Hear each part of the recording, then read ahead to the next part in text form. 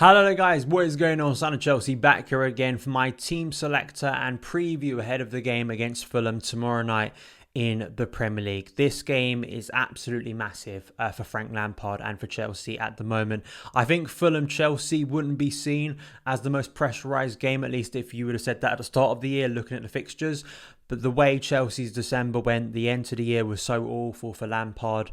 Also that Man City game coming at the start of January, and the pressure, the concern, the doubts over Lampard's long-term future at the club, and feeling we have to get back on track now in the Premier League, you know, losing points, losing track of that top four race, but just getting back some confidence into this team. I think it's helped Lampard to have sort of these 2 weeks. Of course, we've had the Morecambe game within there too, but having 3 weeks to train and maybe work with the team as well. Fitness-wise, Lampard confirming in his pre-match press conference that he has a fully fit squad to choose from, with the one exception being N'Golo Kante, who is suspended for this game, but did suffer an injury that ruled him out of the Morecambe tie last weekend, but apparently he's back in training now and could be in contention for the Leicester game in midweek. So it's positive. The last time we had a fully fit squad was pre-Leicester. Let's hope it turns out to be a similar performance and Chelsea can get the 3 points in impressive fashion. Let's have a look at Fulham, who've impressed recently under Scott Parker. You know, they were so shambolic in the opening weeks of the season. I felt for certain they're going down. It looks like they're so easy to score against, a lack of organisation,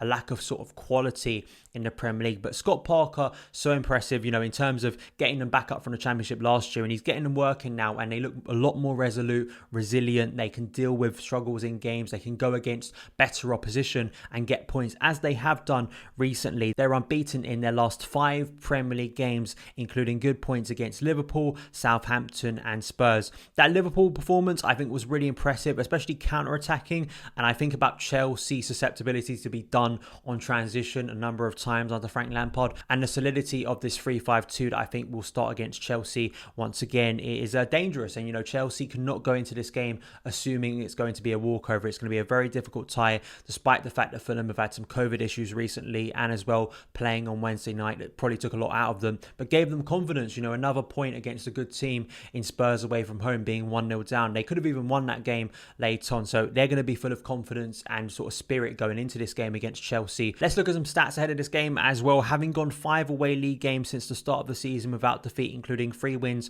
we are now hoping to avoid what would be 4 consecutive away defeats in the Premier League for the first time in 20 years. The last occasion was between October and December 2000, when we lost 5 away games in a row with Claudio Ranieri in charge. A long time ago, a record Frank Lampard doesn't want on his Chelsea CV. Chelsea are the Premier League's 3rd highest scorers with 32 goals, 5 fewer than Liverpool and 2 less than Man United. Frank Lampard's side have scored 11 goals this season from headers, the same number we managed in the whole of last season. Since the start of last season, Mason Mount has scored more goals from outside the box, 4 from 10, than any other Chelsea player in all competitions. Another key player for Lampard. And let's go into my predicted lineup. This is the lineup I'm going for against Fulham. I think this is the most likely starting 11. There are some things that I am conflicted about, mostly up top. I think that's the biggest debate point for me, and there could be other players, as you see with the starting 11, that could come in. Firstly, that back 5. All of our best performances so far this season have come with this back 5. Edouard Mendy in goal, Reece James being back in the same starting 11, as well as Hakim Ziyech. The last time Ziyech and Reece James started a game together was against Leeds on the first weekend of December. So having those 2 players offensively and also defensively in the case of Reece James is massive for Lampard. Zuma, Thiago Silva creating such a great partnership in earlier parts of the season. Let's hope they can get back to good form once again. Mendy needs a clean sheet once again in the Premier League, and we know how good Ben Chilwell has been creatively as well for Chelsea on that left side. Midfield, big call probably, but I think Billy Gilmour should be starting this game ahead of Jorginho. You don't have N'Golo Kante. I don't really want to go back to a pivot. I'd rather have Billy Gilmour there. I think he's earned this start. I think it says a lot that Jorginho could have started against Morecambe and didn't, so I think Billy Gilmour for me gets the nod in the deeper position in the midfield trio. Ahead of him, Mason Mount, who scored last weekend. You don't want to be dropping Mason Mount. His energy is infectious fortress in this team. When Mason Mount plays well, Chelsea play well. So I think Mason, once again, will absolutely be in this team. And Kai Havertz, for me, deserves a start in the Premier League, not only because of his goal and assist last weekend. Let's have a look at his stats so far this season. 22 appearances, 5 goals and 6 assists. You want to be getting Kai in the box. This is the big thing for me moving forward. Getting Kai into those areas, he can be dangerous and effective. His height within the box, Chelsea are a team that like to cross the ball into the box from wide areas, and I don't think that's a negative when you have crossers like Reece James and Hakim Ziyech. But if you have Timo Werner up there isolated, as I've said in previous videos this week, you need to have support for him, and that support can come from Kai Havertz. You need him in that final third, and sometimes it can look like a 4-2-3-1, as we saw last weekend when Chelsea are in possession. You'll see Mount drop a little bit deeper. I think Mount can be really effective from deep as well. So him and Gilmour, I think, can have a good partnership back there, creating the energy and stability in midfield. But Kai, you want to get him in and around the box, especially when Chelsea are attacking and trying to break down this Fulham defence. But then, of course, looking into the front three, Hakim Ziyech, for me, this could be the game for him once again. I think we've lacked him in these games recently. His lack of fitness, being away, injured. There's been so much frustration about Chelsea's inability to break down those defences. But earlier in the season, we were, because of Hakim Ziyech being on the pitch. I think about Newcastle. I think about that Sheffield United game. I think about Burnley away.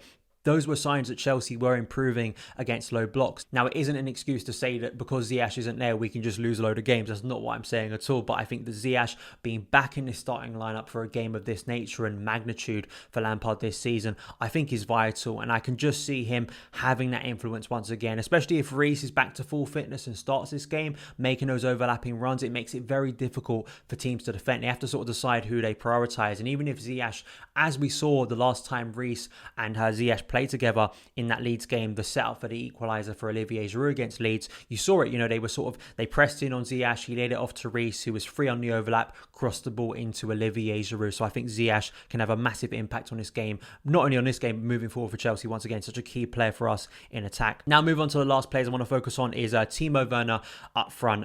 I do think Werner will start just because Werner started against Morecambe, getting that goal. I think it was a sign of Lampard wanting to get confidence back into him.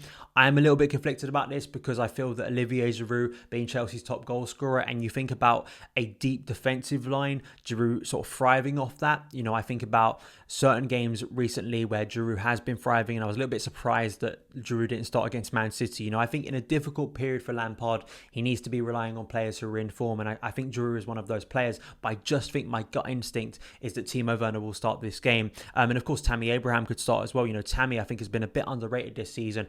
When you look at his performances, when you look at his goal return, I think it's been quite impressive when he hasn't always been the main starter this season. So he as well could start too. I think it's a positive and negative for Frank Lampard in attacking areas that he does have 3 strikers that offer him a lot of variety, but all 3 have a chance to start this game. But in terms of, you want Lampard, and I think people want Lampard to sort of stick to some things, and I think that Timo will start to become that main striker for Chelsea, and hopefully if he does, he starts to put the ball in the back of the net. And finally, I think Callum Hudson-Odoi absolutely deserves to start this Premier League game. I think he's Chelsea's in-form player at the moment. He's having an influencing games, the Premier League games recently against Arsenal, Aston Villa and Man City, scoring against Man City, but also assisting Tammy Abraham against Arsenal, and of course he assisted and scored against Morecambe too. I think Callum's done everything he could have in recent weeks to get into the first team picture. It's tough on Pulisic, but Pulisic is an amazing player to bring off the bench, so I think Callum deserves to start this game. But that is my predicted lineup. Let me know yours as ever in the comments below. Do you agree? Do you disagree? Do you think it should still be the 4-3-3, which is what I think Lampard will stick to, or do you think we should be going back to a 4-2-3-1 or a 3-4-3? Let me know. But that is it for my preview ahead of the game tomorrow against Fulham. Let me know your thoughts on this video in the comments below. Thank you guys so much for taking the time to watch it. If you did enjoy it, hit that subscribe button and a notification bell so you never miss an upload. Follow me on Twitter at SonOfChelsea, and I'll see you again.